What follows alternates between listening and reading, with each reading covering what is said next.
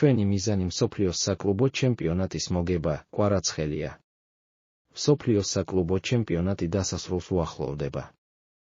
მაყურებელს წინ ნახევარფინალური დაპირისპირებები ელოდება. დღეს პირველი ფინალისტის ვინაობა ფლუმინენსე ჩელსის შეხვედრაში გამოვლინდება, ხოლო ხვალ საოცარი მატჩის მოლოდინში ვართ პსი. რეალ მადრიდი. მატჩის წინ მედიასთან ხვიჩა კვარაცხელია მისაუბრა, დარწმუნებული ვარ, რომ კარგი მატჩი გამოვა. თავს კარგად ვგრძნობთ, მზად ვართ ამ მატჩისთვის. ვფიქრობ, კარგად მოვემზადეთ რეალ მადრიდთან სათამაშოდ. შეიძლება ცოტა დაღლილები ვართ, მაგრამ ჩვენი მიზანი ამ ტურნირის მოგება, აქ ზუსტად ამისთვის ვართ. ენერგია ჯერ კიდევ შემოგვრჩას ზუსტად ამიტომ დარჩენილი მატჩების მოგებას შევეცდებით. ჩვენი წარმატების გასაღები.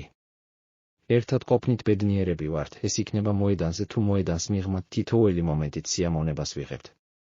ჩვენ ერთი დიდი ოჯახი ვართ. კილიან მბაპე. ის მსოფლიოში ერთ-ერთი საუკეთესო ფეხბურთელია.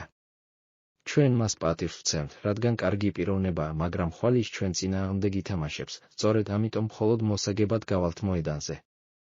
მზად ვართ ნებისმიერ მეტოქესთან სათამაშოდ, მოწინააღმდეგეს მნიშვნელობა არ აქვს. რეალი ძალიან კარგი გუნდია, მათი ყველა მოთამაშის პატივისცემა გუმართებს, მაგრამ ჩვენ ჩვენს თამაშზე ვკონცენტრირდებით. ხვიჩა კვარაცხელიათან ინტერვიუში შეგახსენებთ, რეალ მადრიდის მატჩი 9 ივლისს, თბილისის დროით 23:00 საათზე დაიწყება.